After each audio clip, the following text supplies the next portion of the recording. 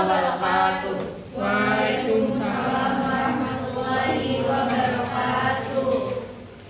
Alhamdulillah, wassalatu wassalamu ala Rasulillah wa ala alihi wa sahbihi wa man walah. Rabbi shrah sadri wa yassir li amri wahlul 'uqdatam min lisani yafqahu qawli, amma ba'd. Yang terhormat Bapak Dr. Haji Dadang MPD selaku dosen pengampu mata kuliah pengelolaan pendidikan, serta teman-teman seperjuangan yang insya Allah bermanfaat dalam segala urusannya. Sebelumnya, perkenalkan kami dari kelompok 3, saya Siti Khadijah, saya Asila Suha, Saya Bermantio Dwi Casono. Di sini kami akan mempresentasikan yaitu tentang implementasi kebijakan pendidikan. Yang pertama yaitu ada perencanaan kebijakan pendidikan. Nah, sebelum ke perencanaan kebijakan pendidikan, sebagaimana yang telah kita ketahui, pendidikan ini memiliki peran yang sangat penting dalam pembangunan suatu negara. Karena pendidikan yang baik akan menciptakan sumber daya manusia yang berkualitas, dan kebijakan pendidikan yang efektif adalah kunci untuk mencapai tujuan pendidikan yang optimal. Nah, kebijakan pendidikan ini melibatkan beberapa aspek penting. Di antaranya yaitu ada 4. Yang pertama ada perencanaan, kemudian ada pengorganisasian, pelaksanaan, dan pengawasan. Nah, keempat aspek ini merupakan pilar utama yang mendasari pelaksanaan program pendidikan di berbagai jenjang, baik di tingkat dasar, menengah, maupun tingkat perguruan tinggi.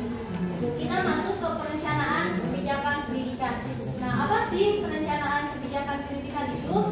Perencanaan kebijakan pendidikan ini adalah proses sistematis untuk menentukan tujuan, sasaran, strategi, dan tindakan yang diperlukan untuk mencapai tujuan pendidikan nasional.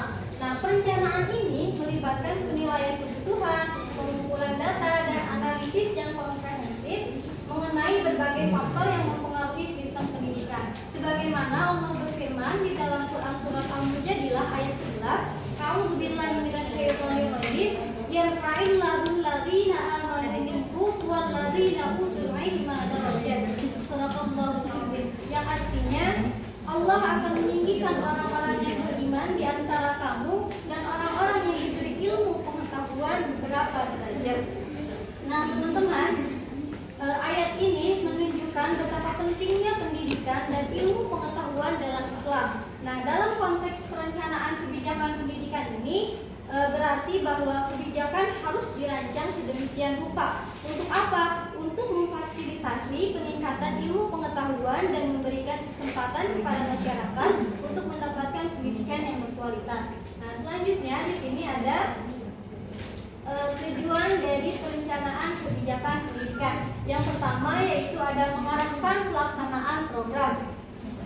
Nah, di sini tujuannya yaitu menyediakan pedoman bagi pemerintah, sekolah, dan pemangku kepentingan lainnya dalam pelaksanaan program pendidikan. Nah, kemudian yang kedua yaitu ada mengoptimalkan sumber daya. Di sini memastikan penggunaan sumber daya yang ada seperti dana, tenaga kerja, dan fasilitas secara optimal untuk mencapai tujuan pendidikan itu sendiri. Kemudian yang ketiga yaitu ada mengantisipasi tantangan dan hambatan. Nah, di sini mengidentifikasi potensi masalah yang mungkin terjadi selama implementasi dan merumuskan solusi yang tepat untuk mengatasinya. Kemudian yang keempat ada menjamin kualitas pendidikan. Nah, di sini membantu dalam merumuskan standar dan indikator yang digunakan untuk menilai kualitas pendidikan di semua jenjang. Selanjutnya yaitu ada menyelaraskan kebijakan dengan kebutuhan masyarakat. Di sini memastikan kebijakan pendidikan yang dibuat sesuai dengan kebutuhan masyarakat dan perkembangan zaman. Oke, selanjutnya yaitu ada proses perencanaan kebijakan pendidikan. Yang pertama yaitu ada identifikasi kebutuhan. Nah, langkah pertama dalam perencanaan kebijakan ini adalah mengidentifikasikan kebutuhan pendidikan. Nah, hal ini mencakup analisis kondisi saat ini seperti kualitas pendidikan, jumlah sekolah yang rasio guru dan siswa, serta ketersediaan fasilitas pendidikan. Nah, proses ini melibatkan pengumpulan data yang relevan, baik secara kuantitatif maupun secara kualitatif. Selanjutnya yaitu ada penetapan tujuan. Nah, setelah kita identifikasi kebutuhan, langkah berikutnya adalah menetapkan tujuan yang ingin dicapai. Nah, tujuan ini harus jelas, spesifik, terstruktur, dan dapat dicapai. Tujuan ini harus mencakup hasil belajar siswa, peningkatan kualitas pengajaran, pengembangan infrastruktur pendidikan, serta aksesibilitas pendidikan yang merata. Selanjutnya yaitu ada penyusunan strategi dan rencana tindakan. Berdasarkan tujuan yang telah ditetapkan, strategi dan rencana tindakan perlu disusun untuk mencapainya. Nah, strategi ini mencakup pendekatan yang akan diambil untuk mencapai tujuan, termasuk pembiayaan, pengembangan kurikulum, peningkatan kualitas tenaga pengajar, dan penggunaan teknologi dalam pendidikan. Selanjutnya yaitu ada keterlibatan pemangku kepentingan. Yang pertama yaitu ada peran pemerintah. Nah, di sini pemerintah itu berperan sebagai pembuat kebijakan utama dalam perencanaan pendidikan. Nah, tugasnya yaitu mencakup menetapkan arah kebijakan, alokasi anggaran, pengawasan pelaksanaan, serta evaluasi kebijakan pendidikan. Selanjutnya yaitu ada peran kepala sekolah. Nah, di sini peran kepala sekolah itu adalah pemimpin di tingkat sekolah dan bertanggung jawab untuk menerjemahkan kebijakan pendidikan yang ditetapkan oleh pemerintah ke dalam program sekolah. Selanjutnya yaitu ada peran guru. Di sini guru memiliki peran penting dalam mengimplementasikan rencana pendidikan. Nah, mereka ini bertanggung jawab atas pengajaran dan pembelajaran di kelas. Kemudian yaitu ada peran masyarakat. Nah, masyarakat ini termasuk orang tua dan organisasi non pemerintah juga memainkan peran penting dalam mendukung kebijakan pendidikan. Yang kedua ini ada perorganisasian kebijakan pendidikan. Nah, di sini teman-teman bisa tahu di mana perorganisasian dalam kebijakan pendidikan adalah suatu proses penyusunan struktur organisasi dan pengaturan sumber daya untuk mencapai tujuan pendidikan yang telah ditetapkan. Nah, di sini tuh ada tujuannya. Yang pertama itu menjamin efektivitas pelaksanaan kebijakan. Nah, itu buat mengatur pembagian tugas dan tanggung jawab di antara berbagai pihak untuk menghindari tumpang tindih dan memastikan setiap aktivitas terlaksana dengan baik. Jadi biar rata dan semuanya bekerja itu disinilah untuk menjamin efektivitas pelaksanaan kebijakan. Yang kedua itu adalah meningkatkan efisiensi penggunaan sumber daya.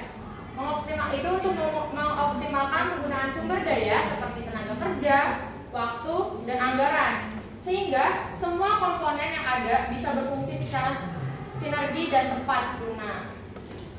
Yang ketiga, ada memfasilitasi koordinasi dan komunikasi.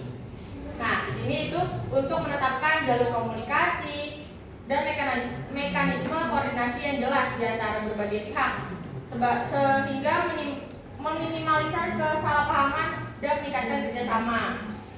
Yang keempat adalah memastikan akuntabilitas dan tanggung jawab. Nah, di sini itu untuk membuat setiap pihak memiliki peran dan tanggung jawab yang jelas sehingga akuntabilitas dalam pelaksanaan kebijakan pendidikan bisa dipantau dan dievaluasi. Maaf. Lanjut.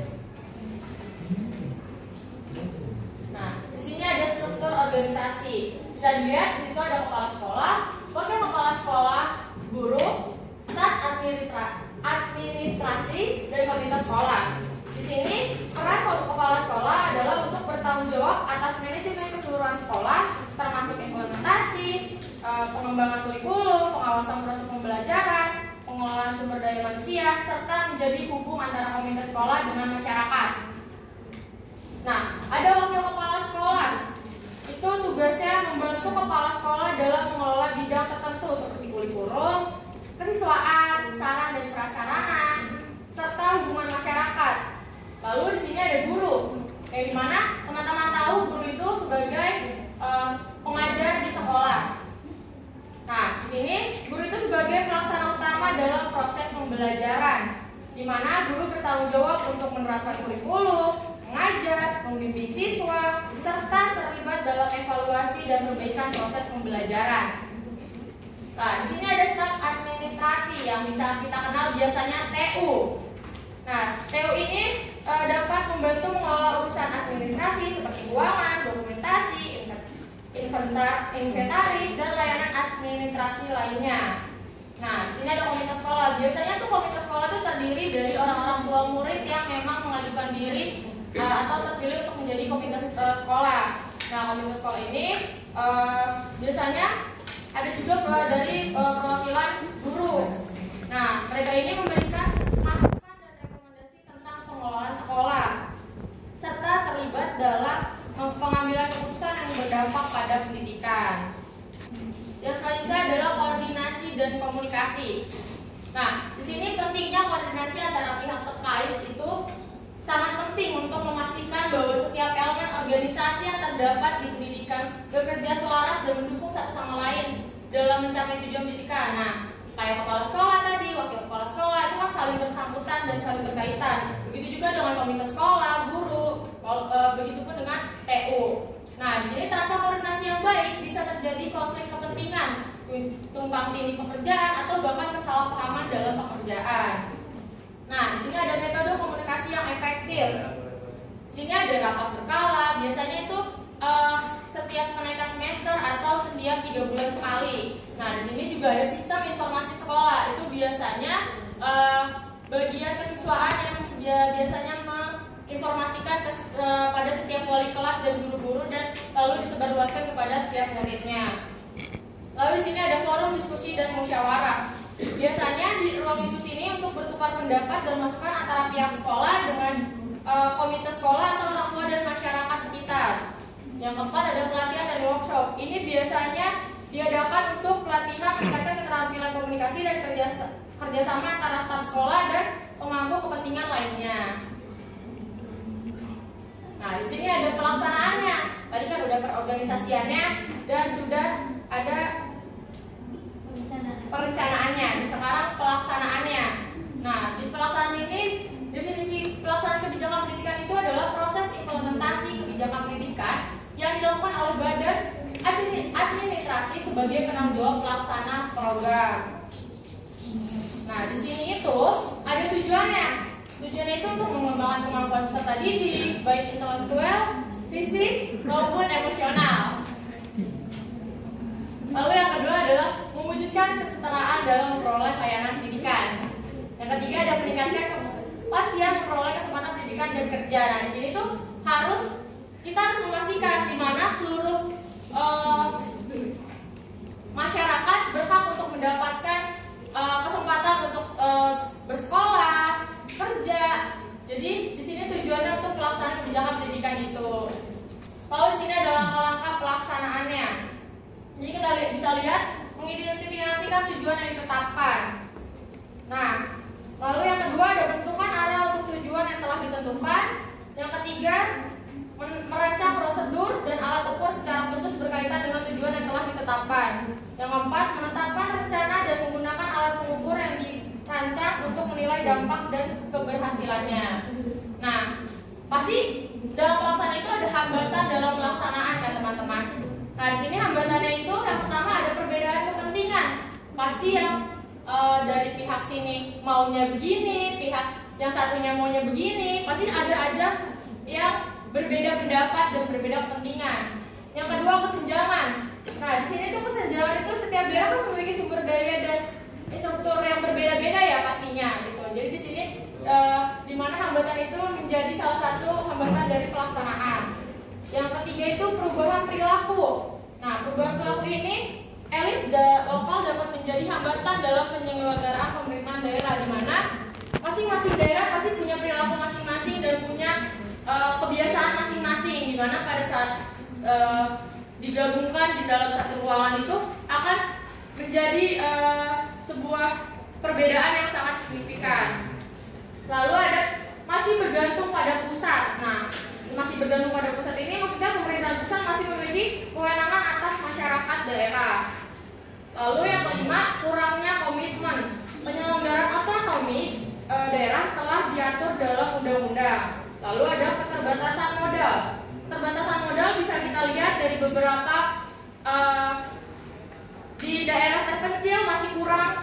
yang dimana kita bisa tahu sekolahnya masih kurang layak untuk dipergunakan gitu kan. Lalu ada yang ketujuh, manajemen yang buruk. Nah, manajemen yang buruk ini dapat menjadi hambatan dalam berwirausahaan, yang dimana di manajemen yang buruk ini bisa mengganggu nantinya pelaksanaan ini berlangsung. Yang kedelapan ada sistem dan produser yang tidak efisien. Nah, di sini itu sistem dan produser yang tidak efisien dapat menjadi hambatan dalam berwirausaha juga. Lalu yang ke-9 ada persaingan ketat, yang ke-10 ada rendahnya motivasi kerja karyawan. Nah, yang keempat itu tadi kan dijelasin ya oleh rekan saya. Yang pertama itu ada perencanaan, yang kedua ada pengorganisasian, yang ketiga ada pelaksanaan. Nah, yang terakhir ini ada namanya pengawasan kebijakan dalam pendidikan. Nah, pengawasan kebijakan pendidikan ini adalah acuan, sasaran, dan prioritas kegiatan pengawasan yang meliputi audit, review, dan evaluasi. Tujuannya untuk apa? Nah, tujuannya itu untuk memastikan bahwa proses pendidikan berjalan sesuai dengan standar dan prosedur yang ada. Yang kedua itu memastikan bahwa proses pendidikan mencapai tujuan pendidikan. Yang ketiga, meningkatkan proses pembelajaran guru, menjaga proses pembelajaran di kelas, dan yang terakhir memastikan kinerja guru sesuai dengan tuntutan pembelajaran dan kurikulum. Nah, dalam pengawasan ini kita pakai satu metode aja. Pertama itu metode rutin. Nah, metode rutin ini berarti artinya itu evaluasi strategi adalah tahap proses penilaian dari kinerja sesungguhnya, yang merupakan implementasi 14 strategi yang diterapkan manajer dibandingkan dengan kinerja yang diharapkan. Nah, pihak-pihak terkait itu yang pertama itu adalah pemerintah. Nah, mulai dari tingkat daerah, tingkat pusat, daerah maupun yang paling bawah itu pemerintah itu masih terlibat dalam metode pengawasan ini. Yang kedua itu dalam lembaga pendidikan. Lembaga pendidikan seperti sekolah, perguruan tinggi, dan lembaga pelatihan lainnya. Yang ketiga itu ada orang tua murid. Nah, orang tua murid itu sebagai konsumen langsung dari layanan pendidikan. Orang tua memiliki hak dan kewajiban untuk terlibat dalam pengawasan kebijakan pendidikan. Nah, yang ketiga itu ada komite sekolah. Komite sekolah itu bukan hanya orang tua saja, tapi komite sekolah itu bisa dari orang tua, guru, dan masyarakat sekitar. Nah, yang kelima itu ada guru. Nah, guru itu adalah sebagai pelaksana kebijakan di lapangan. Guru memiliki pemahaman yang dalam tentang tantangan dan peluang dalam implementasi kebijakan pendidikan. Yang keenam itu ada siswa. Nah, siswa itu adalah subjek utama dalam pengawasan pendidikan ini. Yang ketujuh itu ada masyarakat. Nah, masyarakat secara umum memiliki kepentingan terhadap kualitas pendidikan, sehingga perlu dilibatkan dalam pengawasan kebijakan pendidikan. Nah, yang ke-8 itu ada akademisi. Para ahli pendidikan dari perguruan tinggi dapat memberikan masukan dari perspektif akademis terkait kebijakan pendidikan. Yang ke-9 ada organisasi profesi. Organisasi profesi seperti guru, dosen, dan tenaga pendidikan lainnya dapat memberi masukan terkait kebijakan yang berdampak pada profesi mereka. Dan terakhirnya di media massa. Media massa memiliki peran penting dalam menyebarluaskan informasi terkait kebijakan pendidikan dan memantau pelaksanaan kebijakan tersebut. Karena apa? Karena kan sekarang ini lagi zaman-zamannya ilmu pengetahuan teknologi ya. Nah, jadi media massa ini sangat penting dalam perkembangan zaman ini. Nah, ada karena tadi ada metodenya, sekarang ada evaluasi dan tindak lanjut. Evaluasi dan efektivitas kebijakan adalah proses untuk menilai seberapa baik kebijakan mencapai tujuannya. Nah, ada langkah-langkahnya nih, beberapa langkah yang dapat dilakukan dalam evaluasi kebijakan. Di antaranya satu, mengidentifikasi tujuan program yang akan dievaluasi. Yang kedua, ada analisis terhadap masalah.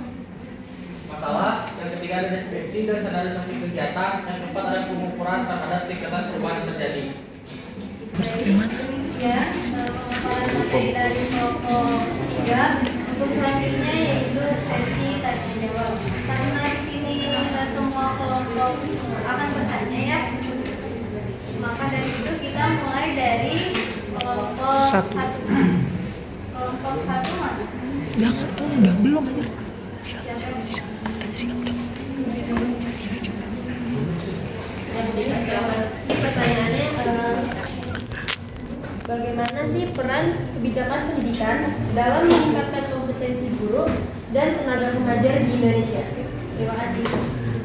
Oke, untuk selanjutnya yaitu kelompok 2. Silakan tarik. Perkenalkan, saya Taufik Jamil dari kelompok 2. Izin bertanya kepada kelompok 3, apa tantangan terbesar dalam mengintegrasikan kebijakan pendidikan nasional ke dalam perencanaan pendidikan di tingkat lokal, dan coba berikan solusi untuk mengatasi tantangan tersebut. Untuk selanjutnya yaitu kelompok 4. Saya Veronica dari kelompok 4 bertanya, bagaimana kebijakan pendidikan yang ada mendukung inklusi dan kesetaraan pendidikan bagi siswa dengan kebutuhan khusus? Bagaimana Kebijakan pendidikan yang ada mendukung inklusi dan kesetaraan pendidikan bagi siswa dengan kebutuhan khusus. Untuk selanjutnya kelompok 5. Memperkenalkan diri, saya Indonesia, perwakilan dari kelompok 5. Tadi kan udah dijelasin ada pengawasan ya. Nah, kira-kira apa sih tantangan yang bisa terjadi dalam pengawasan kebijakan pendidikan dan bagaimana cara mengatasinya menurut kelompok 3? Terima kasih. Kelompok 6. Sebelumnya perkenalkan saya Di kelompok 7 kan gue yang nanya. Tadi kan sudah dijelaskan tentang perencanaan, pengorganisasian, pelaksanaan, dan pengawasan kebijakan pendidikan. Nah, pertanyaan saya itu, apa sih contoh kebijakan pendidikan yang sudah diterapkan di Indonesia? Dan bagaimana pendapat kelompok 3 mengenai kebijakan pendidikan yang sudah diterapkan? Apakah sudah optimal penerapannya ataukah masih butuh perbaikan? Terima kasih. Kelompok 7. Baik, perkenalkan, nama saya Muhammad Fawiyah Fila dari kelompok 7 ingin bertanya, menurut kalian kenapa suatu kebijakan pendidikan itu dapat meningkatkan kesempatan kita untuk memperoleh suatu pekerjaan dan dapat meningkatkan kesempatan untuk memperoleh suatu pendidikan? Selanjutnya kelompok 8. Ya. Ini perkenalkan diri, nama saya Adam dari kelompok 8. Pertanyaan itu, bagaimana cara meningkatkan tujuan dalam meningkatkan strategi dalam pengelola pendidikan? Untuk selanjutnya kelompok 9. Nama aku Sinta dari perwakilan kelompok 9, izin bertanya. Menurut kalian, tadi kan ada tujuan pelaksanaan kebijakan pendidikan itu mewujudkan kesetaraan dalam memperoleh layanan pendidikan. Nah, menurut kalian apakah itu sudah terrealisasikan? Terima kasih. Selanjutnya kelompok 10. Ya, izin perkenalkan diri, nama aku Rosali Somadini. Izin bertanya ya, bagaimana kebijakan pendidikan itu dapat mengatasi kesenjangan pendidikan di daerah terpencil atau yang tertinggal? Terima kasih. Kelompok 11. Kelompok 11. Saya ingin bertanya, saya dari kelompok 11. Pertanyaannya adalah, bagaimana cara menyelaraskan kebijakan dengan kebutuhan masyarakat? Kelompok 12. Sebelumnya, perkenalkan, nama saya Salwa Sabila dari kelompok 12. Izin bertanya, bagaimana sih strategi yang digunakan buat memastikan kebijakan pendidikan itu diimplementasikannya dengan tepat di lapangan atau di sekolah gitu? Selanjutnya kelompok 13. Perkenalkan, nama saya Destina. Izin bertanya, mengapa hambatan seperti kurangnya komitmen dan manajemen yang buruk masih sering muncul dalam pelaksanaan kebijakan pendidikan? Meskipun perencanaan sudah bisa dibilang dirancang secara matang. Pelan-pelan Jihan. Dari awal, Ya. mengapa hambatan seperti kurangnya komitmen dan manajemen yang buruk masih sering muncul dalam pelaksanaan kebijakan pendidikan, meskipun perencanaan sudah dirancang secara matang? Nah, apakah hambatan ini berkaitan dengan aspek budaya atau sistemik di institusi pendidikan?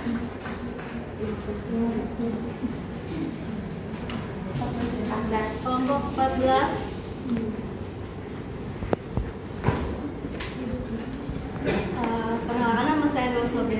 dari kelompok 14. Nah, saya mau nanya tentang pelaksanaan kebijakan pendidikan. Kan dalam pelaksanaan itu pasti harus sesuai dengan rencana ya. Nah, apa sih tanggapan kalian jika pelaksanaan kebijakan pendidikan tersebut itu tidak terlaksana sesuai rencana? Semisal kayak yang harusnya merata tapi tidak. Nah, terus tuh langkah apa yang kalian ambil untuk mengatasi ketidakmerataan rencana tersebut? Oke, karena semua kelompok sudah bertanya, maka izinkan kami untuk mendiskusikan dan menjawab yang nantinya akan menjawab beberapa pertanyaan dari mohon izin semuanya jawab beberapa pertanyaan atau tidak bertanya dari pertanyaan yang kalian tanyakan tadi. Ini saya akan menjawab pertanyaan dari kelompok 7. Apa tadi? Mahir. Nah, pertanyaannya itu, tolong lagi ya, pertanyaan itu kenapa suatu kebijakan pendidikan dapat meningkatkan kesempatan kita untuk memperoleh pendidikan dan kerja. Nah, kebijakan pendidikan itu meningkatkan kesempatan memperoleh pendidikan dan pekerjaan melalui yang pertama itu ada aksesibilitas, yang kedua itu ada magang. Nah, aksesibilitas ini adalah subsidi atau pendidikan gratis membuat lebih banyak orang bisa mengenyam pendidikan. Nah, yang kita tahu itu aksesibilitas itu seperti apa ya, wadah gitu buat meningkatkan kesempatan memperoleh pendidikan dan kerja. Dan kalau sekarang itu kalau misalkan kalian tahu itu kayak contohnya itu kayak beasiswa. Nah, itu adalah salah satu contoh dari aksesibilitas. Nah, yang kedua itu ada magang. Nah, magang itu kerjasama dengan perusahaan menyediakan pengalaman kerja bagi siswa. Nah, magang itu kan banyak ya, kayak misalkan anak-anak SMK yang magang, misalkan yang ambil anak SMK ini ngambil jurusan otomotif. Nah, otomatis anak-anak SMK ini magangnya itu seperti di bengkel atau di yang lainnya. Dan mungkin itu aja. Kerja apa, Bang? Iya. Izin menjawab pertanyaan dari kelompok 9 yaitu dari Sinta. Nah, tadi kan pertanyaannya itu menurut kalian pada tujuan pelaksanaan kebijakan pendidikan yang mewujudkan kesetaraan dalam memperoleh layanan pendidikan apakah sudah terrealisasikan? Nah, izin menjawab untuk kesetaraan dalam memperoleh layanan pendidikan saat ini belum rata dalam penyebarannya karena yang seperti teman-teman tahu di beberapa daerah terpencil masih kurangnya tunjangan dalam sarana dan prasarana. Kita bisa lihat dari gedung sekolah, bangku dan meja yang dipergunakan dalam sekolah tersebut serta akses menuju sekolah tersebut yang masih kurang memadai. Seperti itu, apakah terjawab? Terima kasih. Dilanjutkan ke rekan saya. Oke, saya izin menjawab pertanyaan dari kelompok 14 dari Mulut. Tadi kan pertanyaannya bagaimana tanggapan kalian jika saat pelaksanaan kebijakan pendidikan tidak terlaksana sesuai rencana, misal yang harusnya merata namun ternyata tidak, dan apa langkah-langkah yang diambil untuk mengatasi ketidakmerataan agar sesuai dengan rencana. Nah, jika pada saat pelaksanaan kebijakan pendidikan ini tidak sesuai dengan rencana, maka hal ini menunjukkan adanya kesenjangan antara perencanaan dengan pelaksanaan. Nah, di sini ada beberapa faktor. Ada faktor geografis, faktor ekonomi, sosial, dan keterbatasan sumber daya.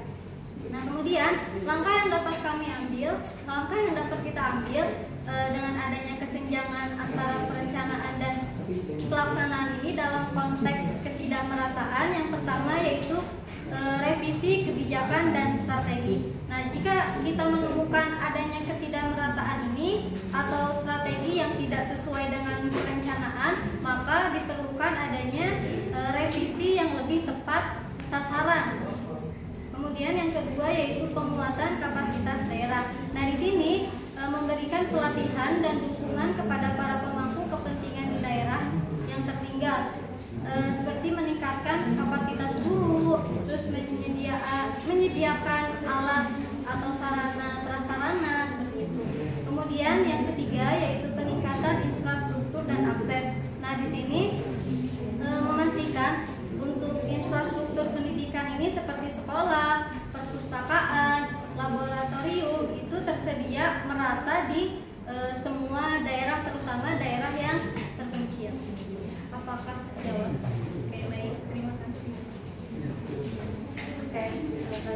mengizinkan saya untuk membacakan kesimpulan dari pemaparan materi pada hari ini. Yaitu, perencanaan kebijakan pendidikan melibatkan berbagai pemangku kepentingan untuk memastikan kebijakan yang efektif, relevan, dan sesuai kebutuhan masyarakat. Perorganisasian kebijakan ini membutuhkan struktur yang jelas, peran definisi, dan koordinasi yang baik agar sumber daya dikelola dengan efisien. Pelaksanaan kebijakan memerlukan perencanaan matang, dukungan berbagai pihak, dan pengelolaan sumber daya yang tepat, serta strategis untuk mengatasi hambatan yang mungkin muncul. Dan terakhir, pengawasan kebijakan berfungsi untuk memastikan implementasi yang efektif melalui evaluasi rutin dan partisipasi, sekaligus menjadi mekanisme peningkatan kualitas kebijakan. Oke, demikian presentasi dari kelompok 3. Terima kasih atas segala perhatian dan mohon maaf atas segala kekurangan. Sesungguhnya tiada gading yang tak retak, di mana yang tak pernah kena hujan. Begitupun manusia tidak luput dari kesalahan. Dan kesempurnaan hanyalah milik Allah semata. Terima kasih. Wassalamualaikum warahmatullahi wabarakatuh.